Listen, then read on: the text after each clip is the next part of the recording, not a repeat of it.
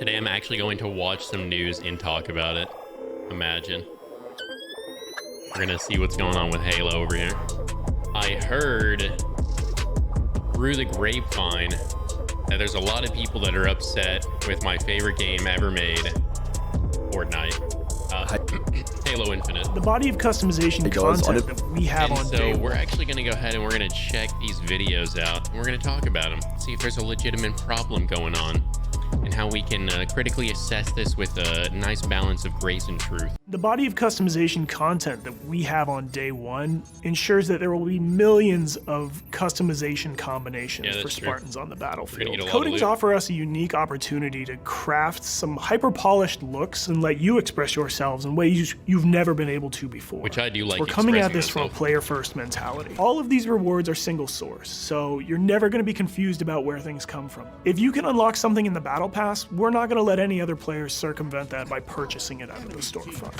A lot of our stuff is unlocked through playing the game and only through playing the game. Oh, dude. Wow. Geez, that's well, the game is definitely, it's not following that model yet. You know, people can definitely buy the stuff. Yeah, I mean, I gotta say, like, you're gonna end up playing the game anyways. Like, if you do, like, if you're someone that's gonna pay the money to buy all the way through the Battle Pass, you're most likely gonna play the game. Well, I don't know, man. With how grindy it is, I feel like you'd end up playing the game just as much as you would want to. Anyways, if you hadn't, so that you could get that loot. So that's tough.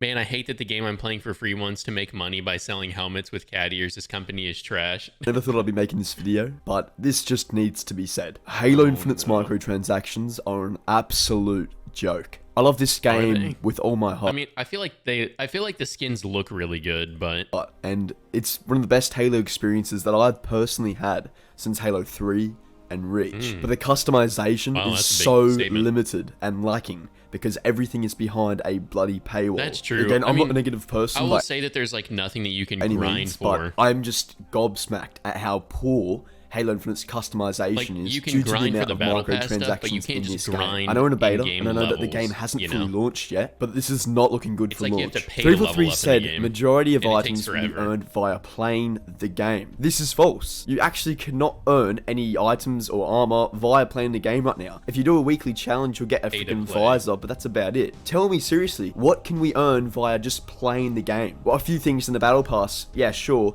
but you don't get a helmet until level 96 of the free Battle Pass. So players that don't want to put any money. That's a helmet though for 94.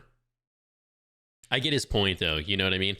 I think that I feel like we see that Halo's trying to do something innovative here almost. Like they're making it to where you pay like $10. You get the game for free, but if you want to like customize and get into it, you pay $10 and then that's where you get all your gear. It's basically locking the leveling system behind a small paywall. Which in the past you would obviously have to buy the entire game. So, is this just the visor color, or is that an actual helmet? Need to get to level 96 to get their first helmet in the game. I know 343 are with Microsoft, but I fully blame Microsoft for this. They are taking advantage of all of us because it is a free-to-play game. I know, I assume this is the same with you guys, I would have rather paid the $60 freaking up front to get a true Halo game with proper customization, and not the ridiculous amount of microtransactions that we currently have in this store. I feel for the 343 employees that have put their heart and soul into this game, and it's very obvious to see with the fantastic gameplay. Halo Infinite's gameplay is just amazing. It really is. Yeah, so it's very obvious to see the amount of effort and heart and soul put into this game. It's the microtransactions that are ruining Halo Infinite. The fact that you have to buy colors, like actual colors, at a price of about $5 is absolutely unreal. Who in their right mind made that decision over at Microsoft or 343 and kept that in there for the actual launch of the beta? It has absolutely taken the Halo fans for a ride. The clip I uploaded yesterday onto my channel is now on 500,000 views with 22,000 likes because each and every one of you that watched it pretty much agreed that what 343 said did not age well at all in terms of player customization and being able to unlock items via playing the game. That whole 30-second clip did not age well in the slightest. Now I want to talk about the first Halo Infinite event. I stupidly thought that the Tenrai Fracture event today would have been a lot better, giving players way more items to unlock in a free battle pass. It turns out 16 of the 30 tiers are XP grants challenge swaps, which, as you would know, are pretty much useless because the progression system right now. So I wouldn't say that this battle pass and the way that the game's built is like making it free to play is purely for esports. It's purely to get as many people into the game as possible.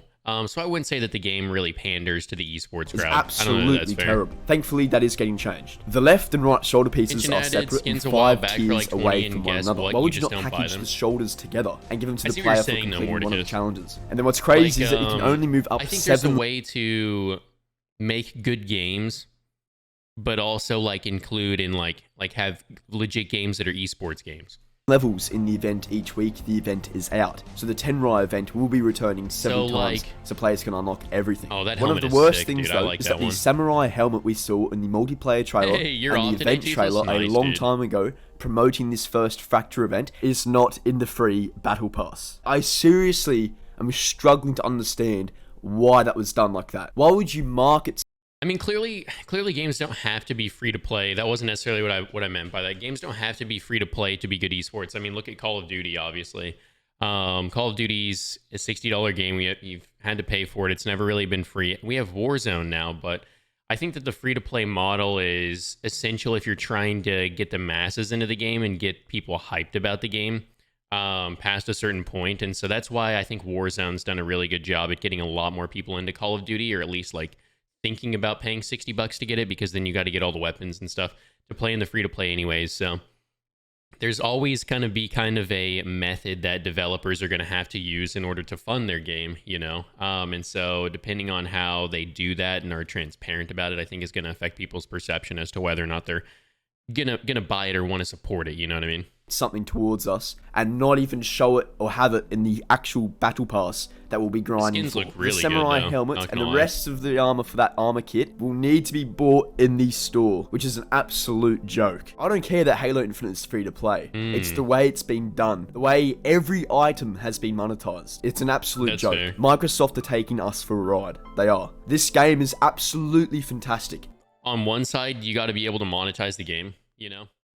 You got to be able to, like, actually keep the game and the servers up and running, and it can't just be free. Like, nothing's free, really. Like, if it's free, then you're the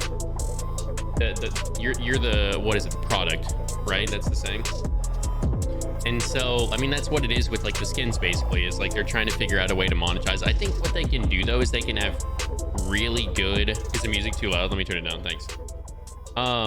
They can have really good leveling skins and stuff, but then they also should have battle pass skins that, you know, people can pay in to get the game, and then have like cool like auras around you or like fire and stuff, but also have stuff for like the really hardcore grinders that don't have a ton of money.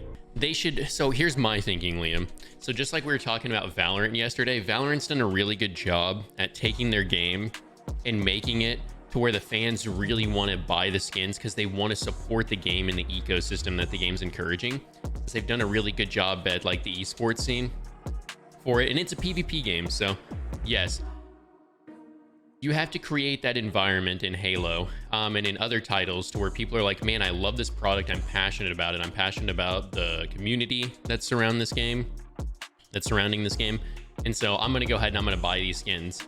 Even though they're insanely expensive, I don't hear a ton of people complaining about Valorant. I think it's because like they understand the game and want to support the game, but also like Halo has a long history of not being like this, whereas Valorant's like brand new, and it's also like League of Legends in that regard. It's like this, you play the game and it's the same thing over and over and over again, but the variety is in the different characters and stuff. But also it's in the skins and the things that you buy, from my understanding of League of Legends. And so is Valorant. It's just this sandbox where you do the same thing over and over and over again, pretty much. And there's some variety in it, but it's not like a RPG or like an open world experience where there's a lot of story and things of that to like deepen the experience. So the experience is more, it's deeper in the way that like you pay money to go deeper into the game with the cosmetics and stuff, so it kind of immerses you a little bit more, and there's a little bit more personality, I guess, that's added to it. So if they can come up with a way that blends being able to just grind and like enjoy the depth and the personality of the game, the skins that are in the game from like level grinding and stuff. But then they can also create a culture of, man, I want to invest in these skins and invest in this battle pass as well, but know that there's still some awesome stuff that I can grind for, that it's like, man, I put the time and the hard work in and I earned this. But then there's also like, oh man, I want to support the game, or I worked out hard outside of the game, and then I can take that money that I earned and then like put that into it too. So if they can come up with a way that does that, then I think that they can, I think it'll be just fine, to be honest. So